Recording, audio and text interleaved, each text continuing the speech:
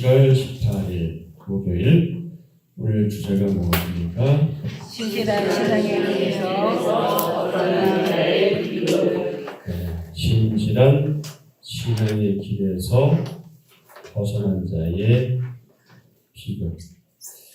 또 안타까운 일을 우리가 다루게 되죠. 열왕기하 12장 9절부터 21절 본문인데요. 성전 수리와 요아스의 죽음에 대한 내용이죠. 요아스는 어린 나이에 왕위에 올라서 여호야다의 지도를 받아야 했지만 30세가 되던 해부터 성전 수리를 실행하면서 왕권을 강화하기 시작하죠. 그러면서 아람 왕 하사엘의 공격을 피하기 위해서 왕궁과 성전의 금과 은을 하사엘에게 바쳐야만 하는 굴욕적인 사건이 있었지만, 그럼에도 요아스는 통치권을 강화하는 데 주력하게 됩니다. 오늘 본문과 병행 구절이 역대하의 말씀이거든요. 역대하 24장 15절부터 22절이 병행 구절인데, 오늘 이 열왕기하에는 나타나지 않아요, 내용이. 그런데 제사장 여호야다가 죽고 제사장들의 세력이 약화된 가운데 여호야다의 아들 스가랴가 있는데, 스가랴가 왕을 뭐라고 표현할까요? 비난했다고 할까요? 그런 사건이 일어납니다. 그때 요아스가 이 스가랴를 어떻게 하냐면 죽입니다. 여호야다의 아들 스가랴를 요아스가 처형합니다. 이러한 알력과 연관된 것으로 보이는 요아스 암살 사건이 일어나고요. 요아스가 암살당한 후에 그의 아들 아마샤가 왕위를 물려받습니다. 이 내용이 열왕기하 오늘 본문과 역대하 24장 15절, 22절에 나오는 그런 내용입니다. 자, 열왕기하 12장 9절입니다. 제사장 여호야다가 한 궤를 가져다가 그것의 뚜껑에 구멍을 뚫어 여호와의 전문 어귀 오른쪽 곧 제단 옆에 두매 여호와의 성전에 가져오는 모든 은을 다 문을 지키는 제사장들이 그 궤에 넣더라. 이에 그 궤 가운데 은이 많은 것을 보면 왕의 서기와 대제사장이 올라와서 여호와의 성전에 있는 대로 그 은을 계산하여 봉하고 그 달아본 은을 일하는 자 곧 여호와의 성전을 맡은 자의 손에 넘기면 그들은 또 여호와의 성전을 수리하는 목수와 건축하는 자들에게 주고 또 미장이와 석수에게 주고 또 여호와의 성전 파손한 데를 수리할 제목과 다듬은 돌을 사게 하며 그 성전을 수리할 모든 물건을 위하여 쓰게 하였으되 여호와의 성전에 드린 그 은으로 그 성전의 은 대접이나 불 집게나 주발이나 나팔이나 아무 금 그릇이나 은 그릇도 만들지 아니하고 그 은을 일하는 자에게 주어 그것으로 여호와의 성전을 수리하게 하였으며 또 그 은을 받아 일꾼에게 주는 사람들과 회개하지 아니하였으니 이는 그들이 성실히 일을 하였음이라. 속건제의 은과 속죄제의 은은 여호와의 성전에 드리지 아니하고 제사장에게 돌렸더라. 그때 아람 왕 하사엘이 올라와서 가드를 쳐서 점령하고 예루살렘을 향하여 올라오고자 하므로 유다의 왕 요아스가 그의 조상들 유다 왕 여호사밧과 여호람과 아하시아가 구별하여 드린 모든 성물과 자기가 구별하여 드린 성물과 여호와의 성전 곳간과 왕궁에 있는 금을 다 가져다가 아람 왕 하사엘에게 보냈더니 하사엘이 예루살렘에서 떠나갔더라. 요아스의 남은 사적과 그가 행한 모든 일은 유다 왕 역대 지략에 기록되지 아니하였느냐.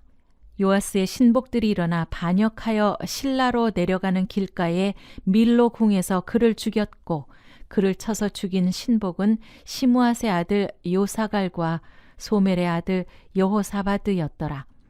그는 다윗성에 그의 조상들과 함께 장사되고 그의 아들 아마샤가 그를 대신하여 왕이 되니라. 오늘 본문도 크게 두 가지 구분으로 나누어져 있습니다. 먼저 9절부터 16절은 성실하게 진행한 성전 수리, 그리고 17절부터 21절은 신하들에게 암살당한 요아스. 요아스의 주도로 성전 수리가 안정적으로 진행되지요. 여호야다는 왕명을 따라 큰 상자를 제단 곁에 두어서 은을 상자에 넣게 합니다. 은이 모이면 왕의 서기와 대제사장이 계수하고 봉해서 성전을 봉사하는 감독관들에게 주지요. 그러면 그들 일꾼들에게 주어서 성전 수리 필요한 물건을 사게 합니다. 수리 규모가 컸기 때문에 은으로 성전의 그릇 등을 만들지 않고 성전 수리에만 사용하고 수리업자들은 성실하고 정직하게 제장을 관리합니다. 어떻게 하고 어떻게 했어요? 성실하고 정직하게 제장을 관리합니다. 15절 말씀, 제가 14절 말씀을 읽으면 여러분 15절 보세요. 그 은을 일하는 자에게 주어 그것으로 여호와의 성전을 수리하게 하였으며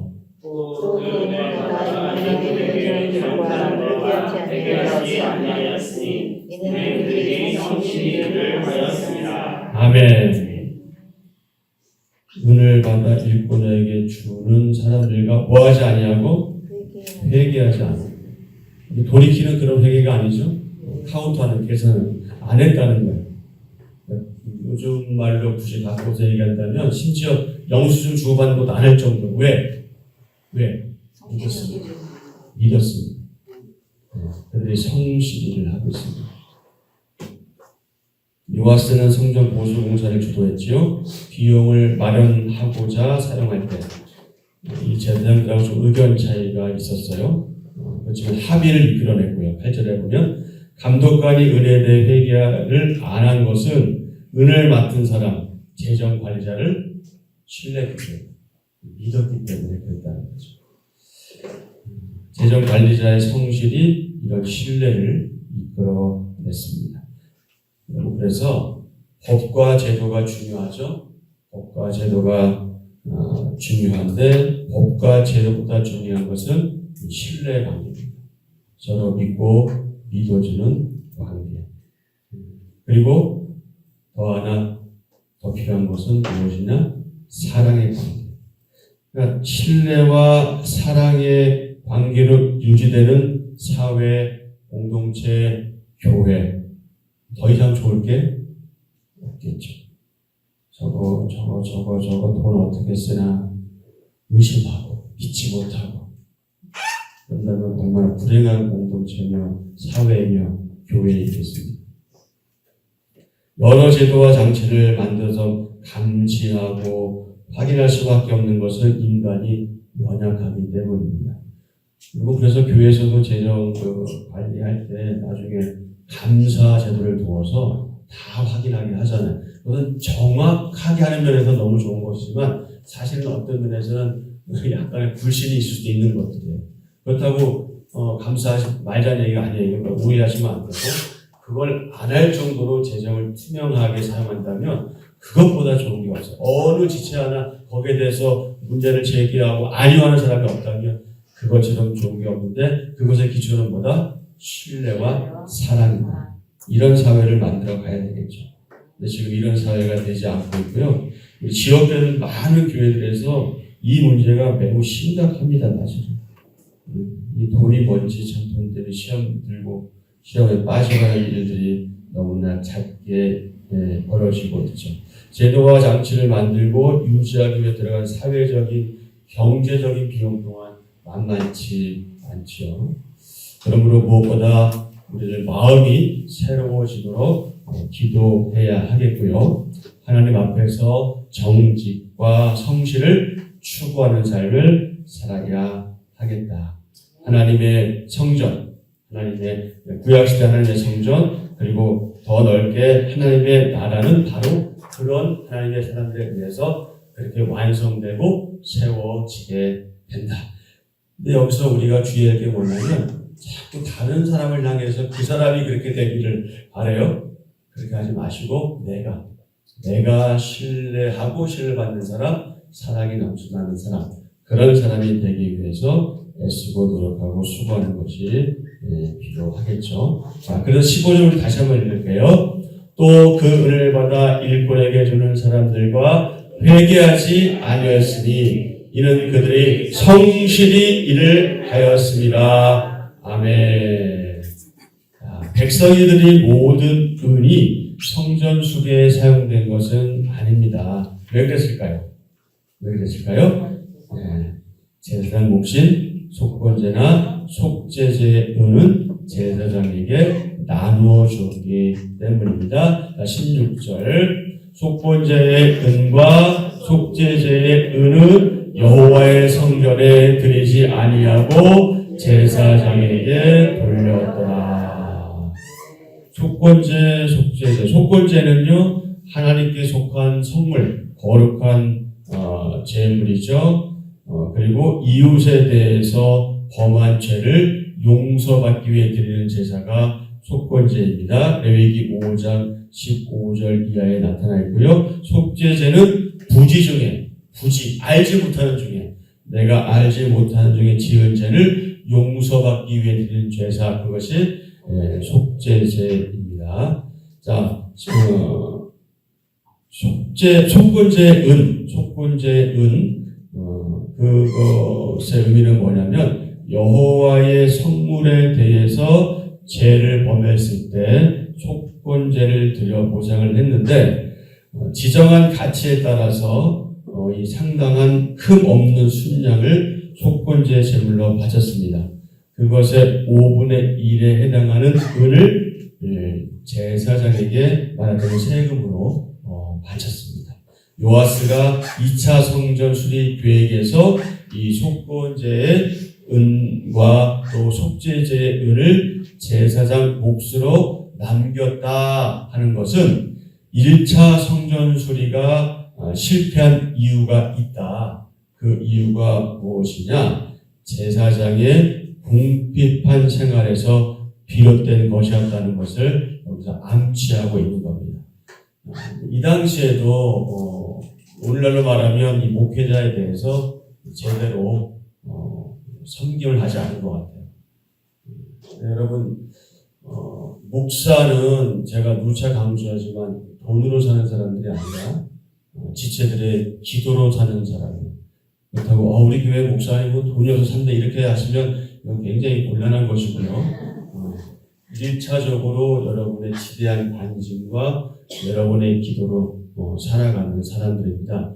그래서 여러분 교회는 어떤 교회가 되어야 되느냐? 목사는 여러분에게 가능하면 부담을 안 주려고 해야 해요. 그런 마음을 가져야 하고 여러분은 어떤 마음을 가져야 돼요? 할 수 있는 대로 저에게 잘하려고 하셔야 돼요. 저 사람 오늘 새벽에 왜 이러는 거야? 뭘 원하는 거야? 여러분 이러시면 곤란해요. 그게 복받는 길입니다, 여러분. 저도 회복되는 길이고 여러분도 회복되는 길이에요. 근데 제가 교회를 이렇게 나한테 주는 게 이거밖에 안 줘. 옆집 교회는 많이 준다. 이러면 이걸 하지 말아야 되죠. 근데 제가 그리고 여러분도 어떻게든 저에게 안 주려고 해요. 이런 교회는 희망이 없어요. 정말 희망이 없는데. 그래서 제가 돈 얘기하는 게 아닌 거 아시잖아요. 서로 그렇게 서로를 생각하는 마음이 필요하다는 거예요.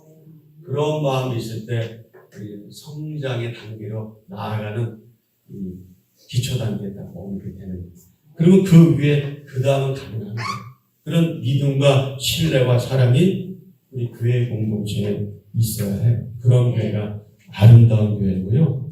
복받은 교회입니다.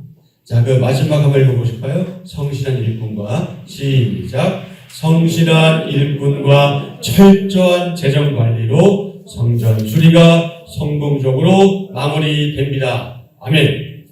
자, 묵상, 내게 맡겨진 일에서 발생하는 수입, 또 지출, 이것에 대해서 나는 얼마나 투명하며 성실한가. 나는 하나님께서 허락하신 그 일, 직장, 사업장에서 열심히 수고하고 얻은 그 물질을, 그 수입을, 또 지출을 나는 얼마나 하나님 앞에서 투명하게 그리고 성실하고 정직하게 사용하고 있는가. 하나님 앞에 바칠 것과 또 내가 사용할 것과 나눌 것, 그것에 대해서 얼마나 잘 운영하고 있는가 질문이면서 또 묵상해야 될 내용입니다. 자, 두 번째 17절부터 21절은 참 안타까운 일이 벌어지죠. 요아스가 신하들에게 암살당합니다. 성전을 수리하며 하나님 말씀을 따라 살던 요아스는 여호야다가 죽자 하나님과 멀어집니다. 자, 우리 12장 2절에서 벌써 우리 그 느낌을 받았잖아요. 자, 12장 2절. 요아스는 제사장 여호야다가 그를 교훈하는 모든 날 동안에는 여호와 보시기에 정직히 행하였으되. 그런데 여러분, 우리 역대하를 한번 가보실까요? 역대하 24장.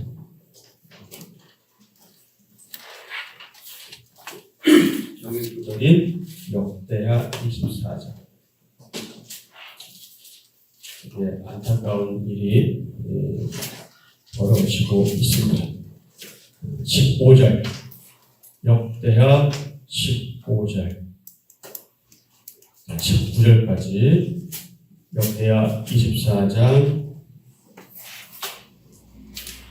15절. 여호야다가 나이가 많고 늙어서 죽으니 죽을 때에 130세라. 우리가 다윗성 여러 왕의 요실 중에 장사하였으니 이는 그가 이스라엘과 하나님과 그의 성전에 대하여 설을 행하였음이더라.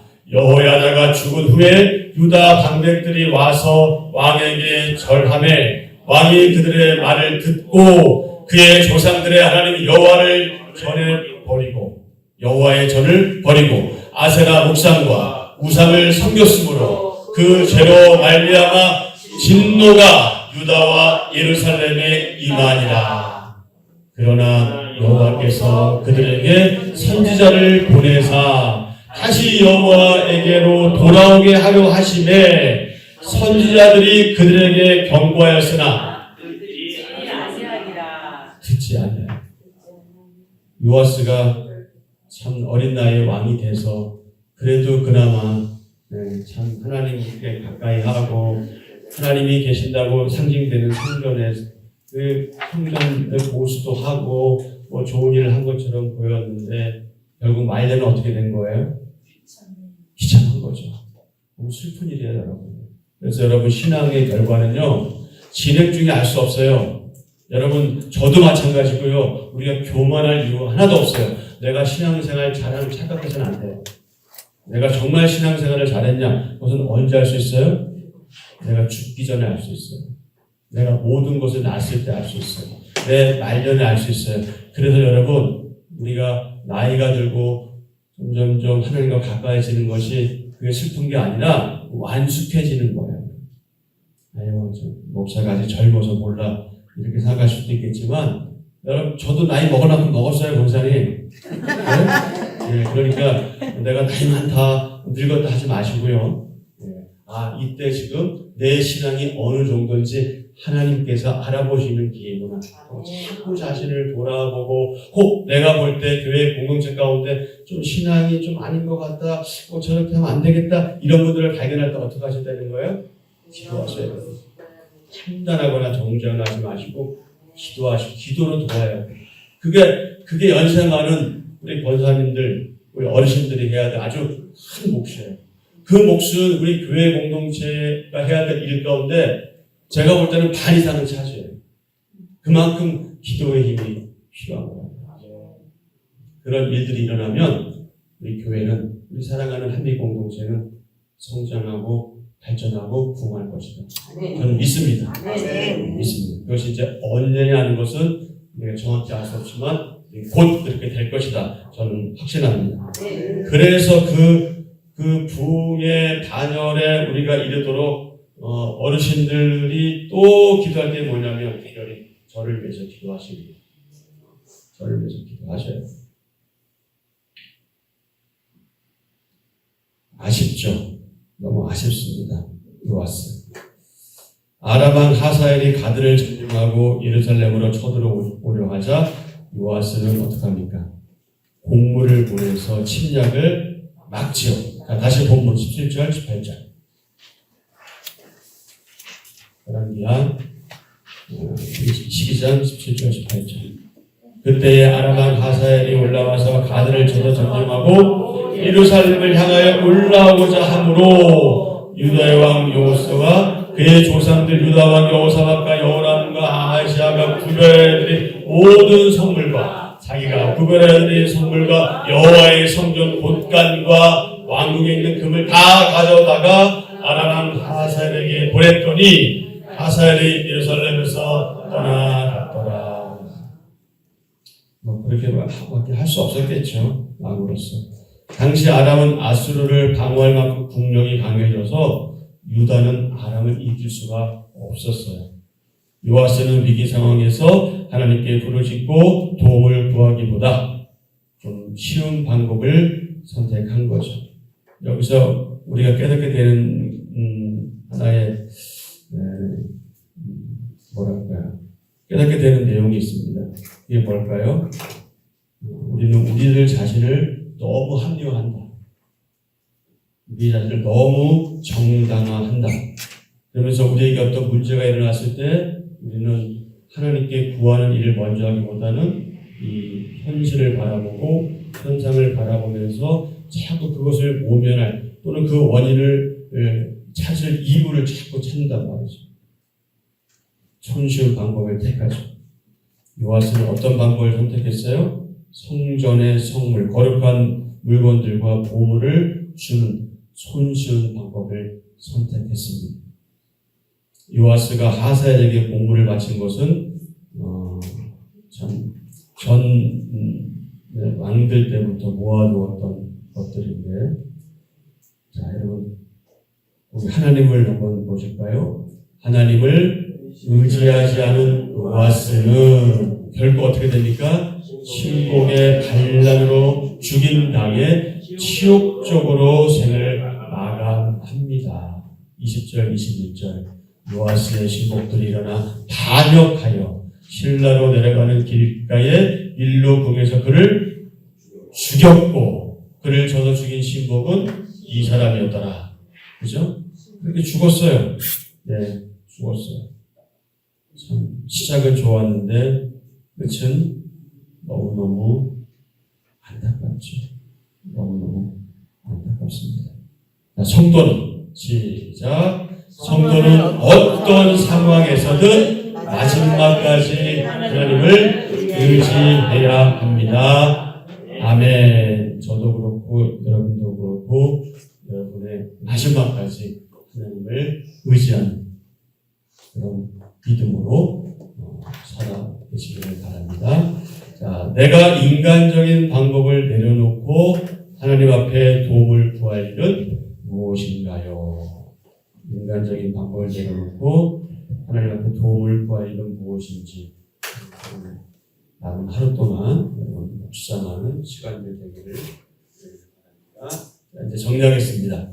요아스는 하나님의 성전을 수리하기 위해서 말하자면 새로운 헌금 제도를 만듭니다. 유다는 아람의 하사엘에게 공격을 당하고 요아스는 두 신하에게 암살당합니다. 하나님은 자신을 섬긴다고 하면서도 산당을 허용하고 여호야다가 죽은 후에 우상 숭배를 지원하고 심지어 스가랴를 죽이기까지 한 요아스를 철저히 징계하십니다. 하나님이 주신 언약을 따라 정직하고 신실하게 살며 하나님만을 절대적으로 의지하는 삶을 살아가야 하겠다. 인생의 시작부터 마지막 순간까지 하나님 보시기에 정직히 행했다고 칭찬받기 위해서는 우리가 어떤 일을 해야 되냐? 무엇보다 하나님 말씀을 신실하게 따르고 순종해야 되겠다. 그리고 끊임없이 다른 사람 고치려고 하지 말고 다른 사람 개혁하려고 하지 말고 내 안에 있는 나를 개혁하기 위해서 그런 개혁을 추구하는 우리가 되어야 되겠다. 그래서 우리가 공통적으로 특별히 저 같은 목회자와 우리 장로님들 중심으로 하되 우리 모두가 개혁해야 될 3대의 개혁이 있다. 그것이 뭐냐? 오늘 본문에서 3가지를 말해주고 있어요. 첫 번째, 불투명한 재정을 개혁해야 한다. 혹 나의 개인적인 생활이나 우리 교회 공동체에서 투명하지 않은 재정이 있다면 그거 개혁해야 한다. 헌금은 정직하고 투명하게 사용되어져야 한다. 두 번째, 무엇을 개혁해야 하냐? 이중적인 신앙을 개혁해야 한다. 지도자는 타인을 개혁하기보다 먼저 자신을 개혁해야 합니다. 그것은 여러분도 마찬가지입니다. 다른 사람 볼 거 없어요. 어제 우리 유권사님 말씀하셨죠? 자기 하나 시키기 힘들다 하시나? 딱 맞는 거예요. 자기도 못하는데, 자기도 제대로 못하면서 왜 우리 자꾸 다른 사람 얘기하는지 모르겠어요. 자기만 잘하면 돼요. 각자. 그러면 다 잘하는 거예요. 각자 잘하는 거예요. 세 번째, 인간 의존적 신앙을 어떻게 해야 된다? 개혁해야 한다. 인간 의존적 신앙을 개혁하고 하나님 의존적 신앙을 회복해야 한다. 지도자는 하나님의 사람들은 불투명한 재정과 이중적인 신앙이 있다면 언약의 말씀을 따라 개혁해야 하고요. 인간을 의존한 신앙에서 벗어나 하나님을 절대 의존하는 그런 복된 신앙을 가져야 한다. 자, 여러분 오늘 특별히 돌아가셔서요. 그 올바른 관계로 드리는 복 있잖아요. 그 내용을 한번 좀 읽고 묵상하셨으면 좋겠습니다. 시간이 없어서 제가 우리가 읽지 않는데 꼭 돌아가셔서 첨단한 대로 읽으시면 또 많은 도움이 될 거라 생각합니다. 자, 한 절 묵상 열왕기하 12장 18절 건물로서의 성전보다 중요한 것은 하나님과의 관계 회복입니다. 성전 수리를 마친 요아스는 성전의 성물을 하나님을 위해 사용하지 않고 위기 상황에서 전쟁을 막기 위한 곡물로 사용합니다. 하나님의 것을 엉뚱한 곳에 사용한 것입니다. 정직이로 부름받은 성도는 하나님의 것을 바르게 사용할 의무가 있습니다. 내게 있는 시간, 힘, 물질 등을 어디에 사용하는지 점검해야 합니다. 이 모든 것을 사용하는 최우선순위는 하나님이어야 합니다. 아멘. 아멘. 오늘의 기도 함께합니다. 하나님, 제가 속한 공동체에서 하나님 모시기에 정직하고 사람들에게 신뢰받는 일꾼이 되기를 원합니다. 맡은 일을 하나님이 주신 지혜와 은혜로 감당하게 하시고 위기 상황에서 하나님의 도움을 구하게 하소서. 제 연약함을 인정하며 언제든 주님께 매달리는 믿음을 주소서. 예수님의 이름으로 기도합니다. 아멘. 아멘. 오늘 주신 말씀을 생각하시면서 여러분 기도하시고요. 오늘은 특별히 저를 비롯해서 우리 5분의 장로님, 또 우리 8분이죠. 우리 권사님들, 권사님들 8분이 맞나요? 맞나요? 8분 맞죠? 신부 권사님들 10분인가요? 신부 권사님 몇 분이죠? 5분밖에 안 돼요? 8분 맞죠? 네, 특별히 다른 직분자들도 포함해서 우리 장로님 5분과 우리 권사님들 8분을 위해서 기도해 주시고요. 여러분 성령학교 수련회 위해서 기도 부탁드립니다. 간절한 기도 부탁드립니다. 그리고 여러분 개인적인 기도하시고 이렇게 귀가 하시면 되겠습니다.